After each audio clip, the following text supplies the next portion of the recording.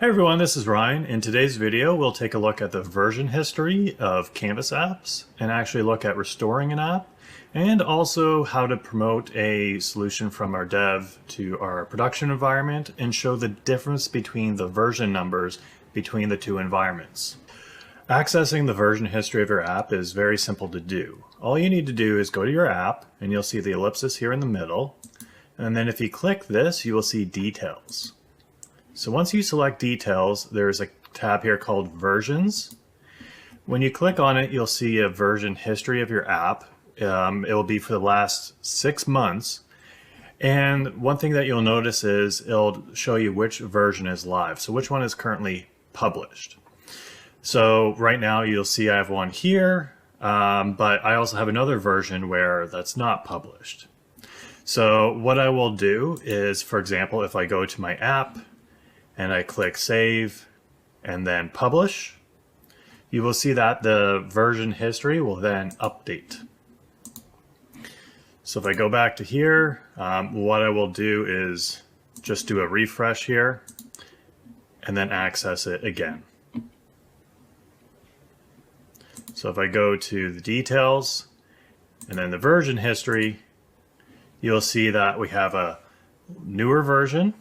Okay, it was modified today, and you see how it's updated with the latest Power Apps release version. So, whenever you make a change to your app and you go into it, it will always use the most recommended Power Apps release, and then it will be live. So, for example, let's say we, want to go back to a previous version. So it's actually quite simple to do. So if I wanted to go that version that was on the 27th, what I could do is click the ellipsis beside that version, and you'll see the version list here if I expand that column. So this is version 66, and I can click restore. It'll just do a restore confirmation. And one thing that you'll notice is that it says this will be saved as version 69. So current version, or the latest one, is 68. So we'll see a version 69 above. But the one thing it will do is it won't publish it. Oh, sorry, currently I'm locked. So make sure that you're out of your app. So I'll leave. And then if we go and do a restore, you'll see the new version is above our current published version. So that's the latest one. And you will see that it's using the previous Power Apps release.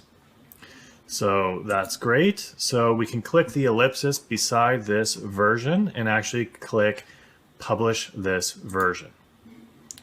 Okay, so it wants us to confirm, and then we'll publish it.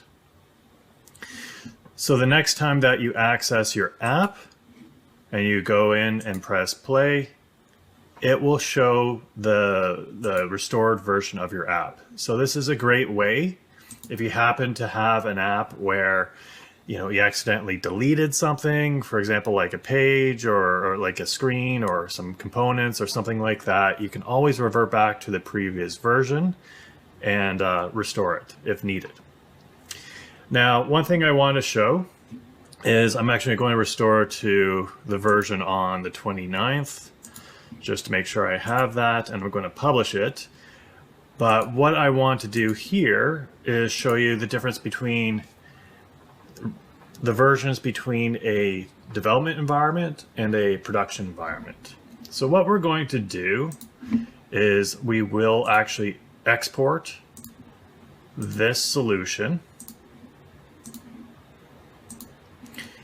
and the version numbers do not end up being the same between a development environment and your production environment. And the reason why is you will notice that there's only the published versions get promoted to your next environment.